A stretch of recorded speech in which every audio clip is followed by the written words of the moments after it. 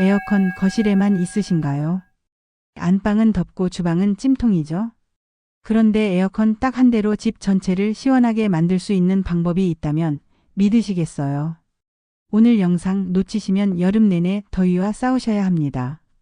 안녕하세요. 저는 생활 환경 개선사로 30년 넘게 근무하고 있는 김정혜입니다. 연일 계속되는 폭염으로 많은 분들이 고생하고 계실 텐데요. 특히 우리 어르신들께서는 전기요금 부담 때문에 에어컨 사용을 망설이시는 경우가 많습니다. 오늘 알려드리는 두 가지 방법 실행하시면 시원한 여름 보내실 수 있으세요. 첫 번째는 에어컨 한 대로도 집 전체를 효과적으로 시원하게 만드는 방법. 두 번째는 에어컨이 아예 없어도 선풍기 하나만으로 여름을 시원하게 보내는 방법입니다. 30년간 주거환경 개선 업무를 해오면서 실제로 많은 가정에서 효과를 본 실용적인 냉방 전략들이니까요. 끝까지 시청해 주시기 바랍니다. 가장 먼저 말씀드릴 방법은 선풍기와 서큘레이터를 똑똑하게 배치하는 것입니다. 선풍기와 서큘레이터 그냥 놓으면 효과 없습니다. 많은 분들이 에어컨만 틀어놓고 다른 방이 덥다고 불만을 토로하시는데 이는 찬 공기가 순환되지 않기 때문입니다. 해결 방법은 의외로 간단합니다. 에어컨이 설치된 방에 선풍기를 놓되 반드시 문 쪽을 향하게 하여 찬 공기를 다른 방으로 밀어내는 것입니다. 이때 주의하실 점은 선풍기를 바깥쪽으로 향하게 해야 한다는 것입니다. 반대로 더운 방에서 에어컨 쪽으로 바람을 보내면 더운 공기가 유입되어 오히려 역효과가 납니다. 서큘레이터는 선풍기보다 바람을 더 강하고 직선으로 보내기 때문에 복도 끝까지도 시원한 바람을 전달할 수 있습니다.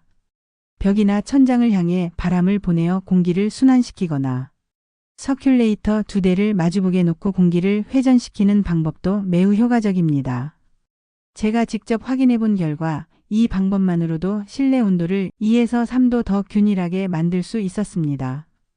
두 번째로 중요한 것은 집안에 공기가 순환할 수 있는 열린 구조를 만드는 것입니다. 문을 모두 닫아 놓으면 에어컨이 있는 방만 시원해지고 다른 공간은 여전히 덥습니다.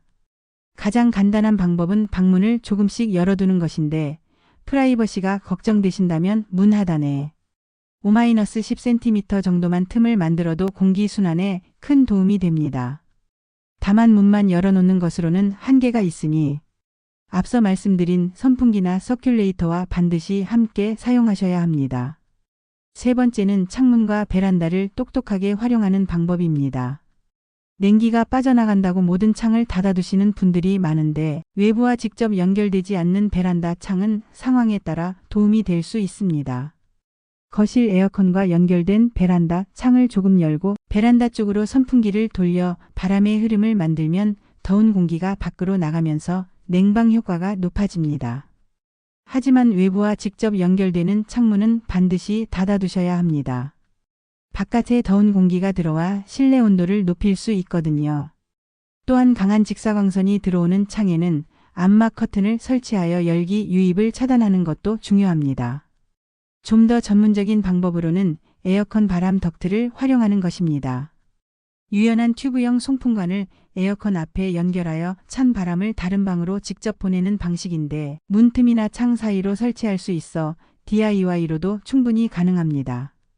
이동식 송풍기를 활용하는 방법도 있습니다. 에어컨 앞에서 찬 바람을 흡입한 후 특정 공간으로 강하게 밀어내는 방식으로 일부 제품은 타이머나 온도 감지 센서까지 있어 더욱 효율적입니다. 바닥에는 얇은 러그를 깔아 열기 흡수를 줄이고 문틈으로 냉기가 빠져나가지 않도록 문풍지를 사용하는 것도 좋은 방법입니다.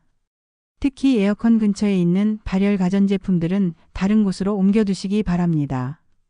온도 센서가 제대로 작동하지 않아 에어컨이 불필요하게 세게 돌아갈 수 있거든요.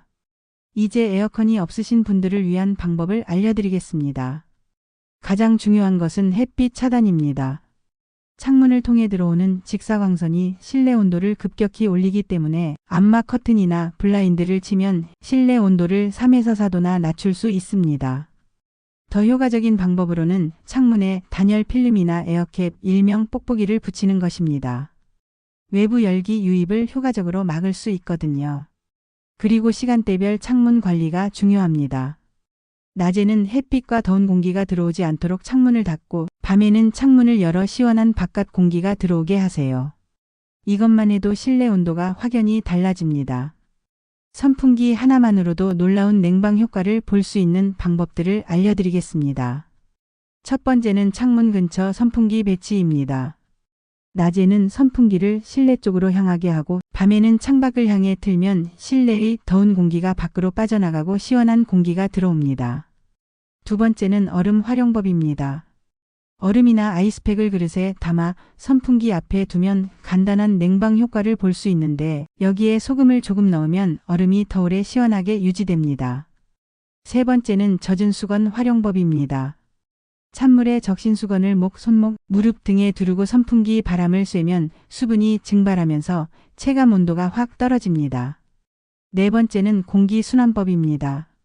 선풍기 바람을 천장이나 벽을 향하게 하면 위에 있는 뜨거운 공기가 아래로 내려와 실내 온도를 고르게 만드는 데 도움이 됩니다. 이런 방법들을 조합해서 사용하시면 에어컨 없이도 충분히 시원함을 느끼실 수 있습니다. 체감 온도를 확실히 낮추는 침구와 생활 습관들을 알려드리겠습니다. 침구부터 말씀드리면 시트, 베개, 이불을 인견이나 냉감 매트 같은 쿨링 소재로 바꾸시면 잠 잘 때 훨씬 시원함을 느끼실 수 있습니다. 더 극적인 효과를 원하신다면 베개나 시트를 냉동실에 잠시 넣었다가 사용해 보세요. 잠시 동안이지만 확실한 시원함을 느끼실 수 있습니다. 생활 습관으로는 시원한 물로 자주 샤워하는 것이 가장 효과적입니다. 샤워 미스트를 뿌리고 선풍기 바람을 쐬면 체감 온도가 확 내려갑니다. 음식도 중요한데요. 냉면이나 수박 같은 시원한 음식을 드시면 몸 안에서부터 시원해집니다. 특히 수박은 수분 함량이 높아 탈수 예방에도 좋습니다. 마지막으로 실내 환경 관리의 핵심 포인트들을 말씀드리겠습니다. 가장 중요한 것은 열 발생원을 줄이는 것입니다. 안 쓰는 전자제품은 플러그를 뽑아두시면 실내 온도가 1에서 2도 낮아질 수 있습니다. 가전제품과 벽 사이에는 10cm 정도 간격을 두어 열 배출이 쉽도록 하세요. 냉장고 관리도 중요한데 냉동실은 꽉 채우고 냉장실은 적당히 비워두면 냉기 보존이 잘 됩니다. 백열 전구는 상당한 열을 발생시키므로 LED 조명으로 교체하시는 것을 권해드립니다. 의외로 도움이 되는 것이 실내 식물인데요. 열 흡수와 미세먼지 저감 효과가 있어 실내 환경을 쾌적하게 만들어줍니다. 요리 후에는 주방 문을 닫아 더운 공기가 다른 방으로 퍼지지 않도록 하는 것도 기본입니다. 냉방 효율을 높이는 생활 속 습관들을 알려드리겠습니다. 샤워 후에는 물기를 완전히 제거하고 머리를 말리는 동안 에어컨을 틀면 습도도 낮추면서 시원함을 느낄 수 있습니다. 잠들기 전에는 1시간 정도만 강한 냉방을 돌린 후 송풍 모드로 전환하면 전기요금 절약과 냉기 유지를 동시에 할 수 있습니다. 무심코 지나치는 습관 하나가 냉방 효율을 확 바꿉니다. 에어컨 한 대로는 부족하다고요? 그건 방법을 몰라서입니다. 에어컨이 있으시다면 선풍기와 함께 활용해서 찬 공기를 효과적으로 순환시키시고 에어컨이 없으시더라도 햇빛 차단, 선풍기, 똑똑한 활용, 그리고 생활습관 개선만으로도 충분히 시원한 여름을 보내실 수 있습니다. 가장 중요한 것은 열기를 차단하고 공기를 순환시키는 것입니다. 이러한 방법들을 조합해서 사용하시면 전기요금 부담 없이도 건강하고 시원한 여름을 보내실 수 있을 것입니다. 특히 우리 어르신들께서는 무리하지 마시고 너무 더우실 때는 가까운 경로당이나 도서관 같은 공공시설을 이용하시는 것도 좋은 방법입니다. 오늘 영상이 도움이 되셨다면 구독과 좋아요 부탁드립니다. 다음 영상에서 더 시원하고 똑똑한 정보로 인사드릴게요. 감사합니다.